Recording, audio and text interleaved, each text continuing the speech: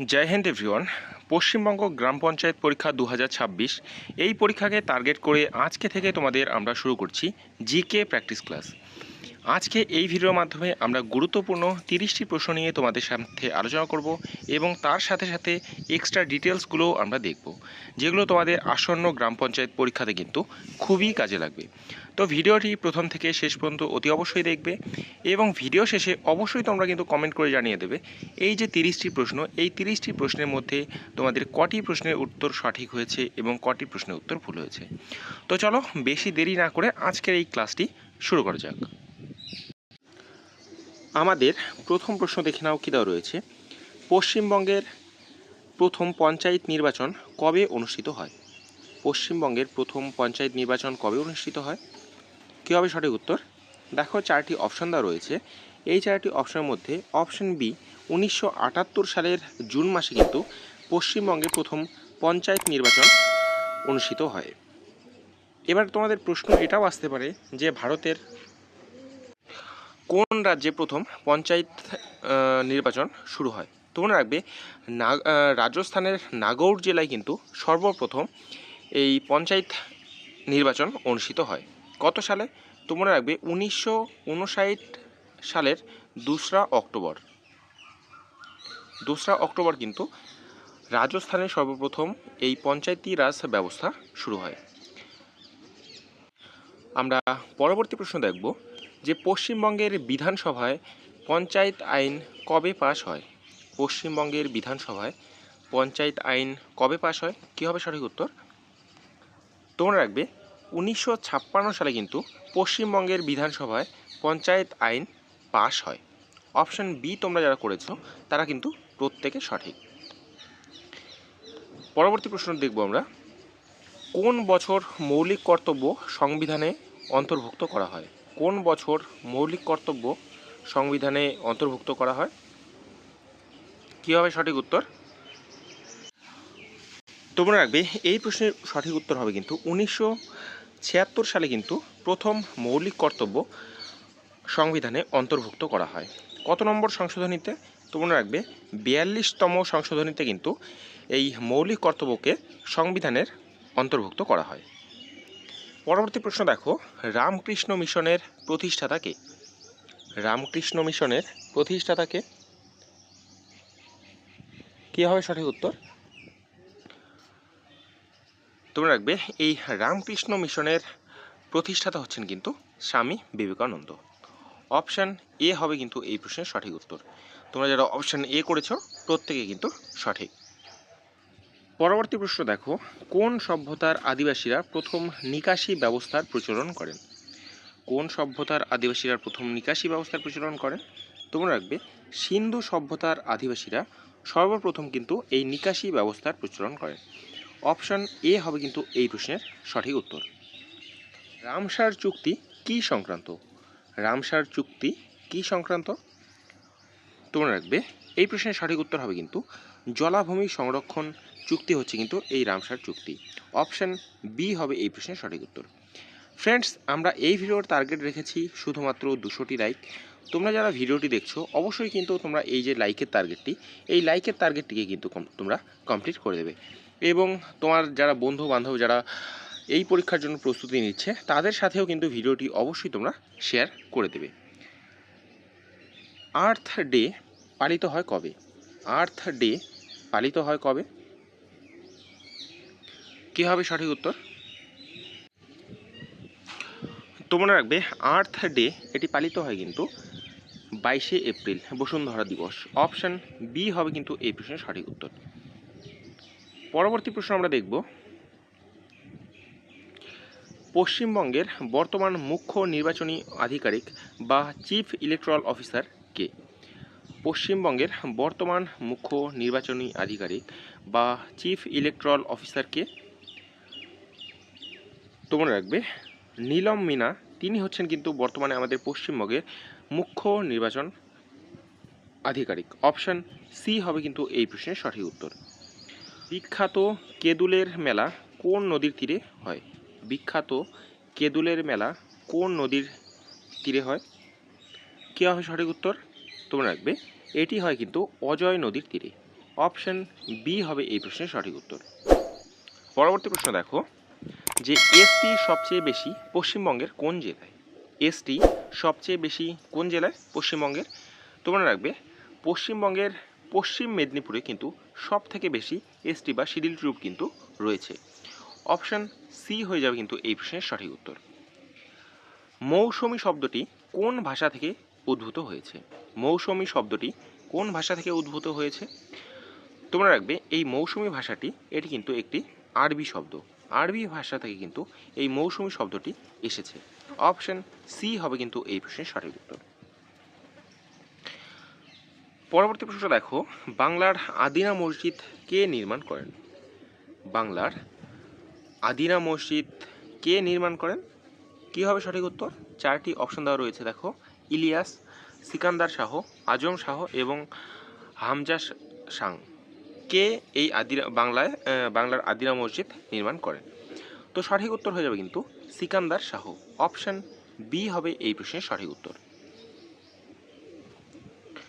পরবর্তী প্রশ্ন দেখো ফোর্ট উইলিয়াম দুর্গ কত সালে নির্মিত হয়? ফোর্ট উইলিয়াম দুর্গ কত সালে নির্মিত হয়? কি হবে সঠিক উত্তর? তোমরা রাখবে 1696 সালে কিন্তু এই ফোর্ট উইলিয়াম দুর্গ নির্মিত হয়েছিল। অপশন বি তোমাদের হবে এই প্রশ্নের সঠিক উত্তর। পরবর্তী প্রশ্ন দেখো খুব ইম্পর্টেন্ট প্রশ্ন, রণথম্ভর ব্যাঘ্র প্রকল্প কোন রাজ্যে অবস্থিত? রণথম্ভর ব্যাঘ্র প্রকল্প কোন রাজ্যে অবস্থিত? কি হবে সঠিক উত্তর? তোমরা রাখবে এই রণথম্ভর যে ব্যাঘ্র প্রকল্প রয়েছে এটি কিন্তু রাজস্থানে অবস্থিত। অপশন এ হবে এই প্রশ্নের সঠিক উত্তর। পরবর্তী প্রশ্ন আমরা দেখব ডিব্রুগড় শহরটি কোন নদীর তীরে অবস্থিত?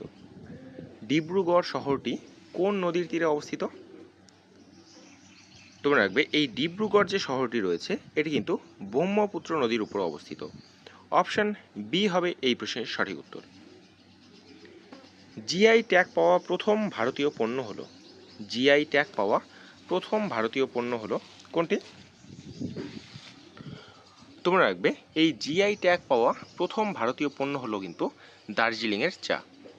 অপশন বি হবে কিন্তু এই প্রশ্নের সঠিক উত্তর।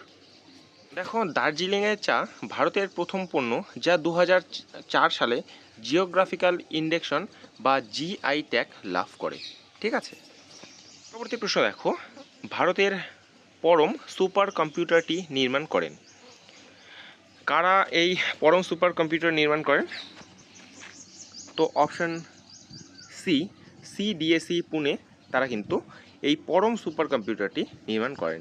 এটি কত জেনারেশনের কম্পিউটার? তোমরা রাখবে এটি কিন্তু 5th জেনারেশনের কিন্তু এটি সুপার কম্পিউটার।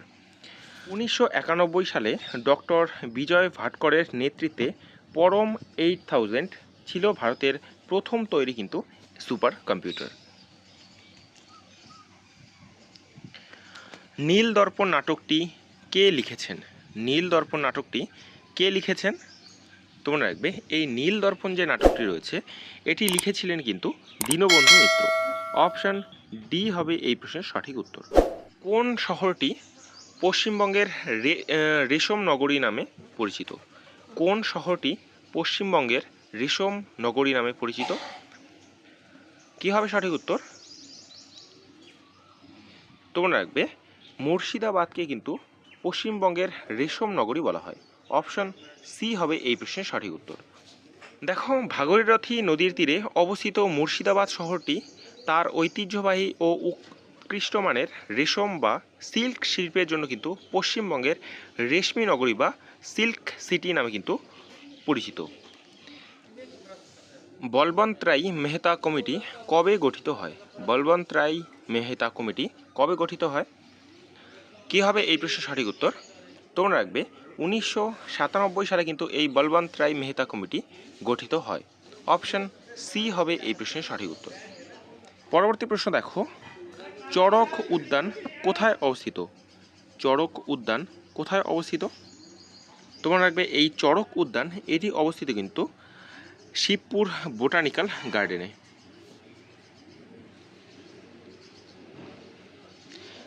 এক্সট্রা ডিটেলস দেখো যে হাওড়ার শিবপুরে অবস্থিত আশ্চর্য জগদীশচন্দ্র বসু ভারতীয় উদ্ভিদ উদ্যান বা শিবপুর বোটানিক্যাল গার্ডেনের ভিতরে বিখ্যাত চড়ক উদ্যান নামক ভেষজ উদ্ভিদের বিভাগটি কিন্তু অবস্থিত।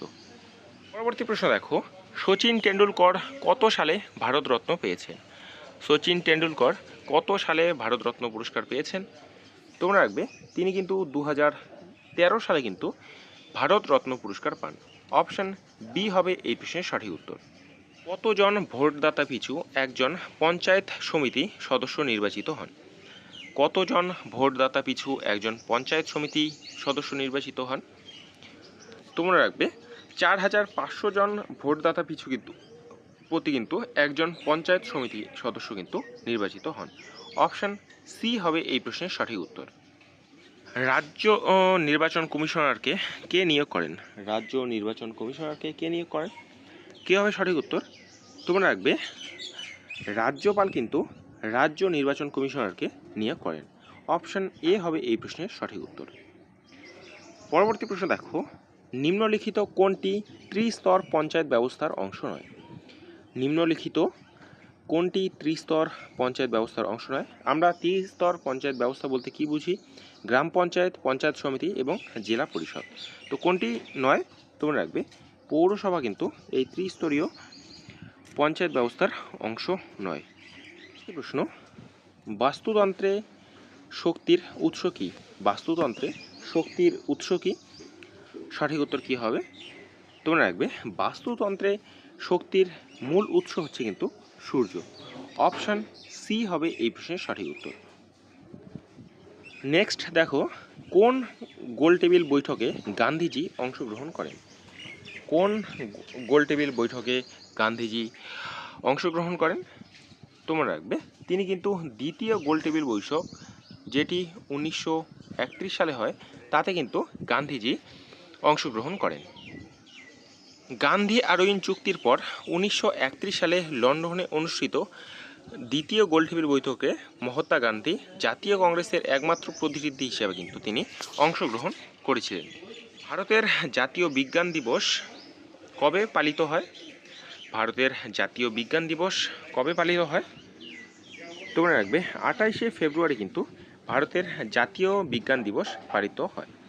কেন 28শে ফেব্রুয়ারি ভারতের জাতীয় বিজ্ঞান দিবস উদযাপিত হয়? তার কারণ বিজ্ঞানী সিভি রমন 1928 সালের এই দিনে রমন প্রভাব বা রমন ইফেক্ট কিন্তু আবিষ্কার করেন, যার স্বীকৃতিস্বরূপ এই বিশেষ দিনটি পালিত হয়। সাহিত্যকর্ম মৃচ্ছকটিক কে রচনা করেন? সাহিত্যকর্ম মৃচ্ছকটিক কে রচনা করেন? তোমরা রাখবে এটি রচনা করেন হচ্ছেন শূদ্রক। অপশন এ হবে এই প্রশ্নের সঠিক উত্তর। আমাদের শেষ প্রশ্ন দেখে নাও, যে বিধান পরিষদের সদস্য হতে হলে প্রার্থীকে কমপক্ষে কত বছর বয়স্ক হতে হবে? বিধান পরিষদের সদস্য হতে হলে প্রার্থীকে কত বছর বয়স হতে হবে প্রার্থীর? তোমরা রাখবে 30 বছর কিন্তু নিম্নতম বয়স হতে হবে। অপশান বি হবে এই প্রশ্নের সঠিক উত্তর। তো ফ্রেন্ডস, এই ছিল আজকের মোট আমাদের গুরুত্বপূর্ণ 30টি প্রশ্ন। তোমরা এই ভিডিওর কমেন্ট বক্সে অবশ্যই তোমরা কমেন্ট করে জানিয়ে দাও যে এই 30টি প্রশ্নের মধ্যে তোমাদের কটি প্রশ্নের উত্তর সঠিক হয়েছে এবং কটি প্রশ্নের উত্তর ভুল হয়েছে। তোমরা যারা চ্যানেলে নতুন তারা অতি অবশ্যই চ্যানেলটিকে সাবস্ক্রাইব করে রেখো এবং আমাদের যে লাইকের টার্গেট 200টি লাইক, অবশ্যই কিন্তু তোমরা এই লাইকের টার্গেটটিকে কমপ্লিট করে দিও। তো দেখা হচ্ছে পরের ভিডিওতে। জয় হিন্দ, জয় ভারত, বন্দে মাতরম।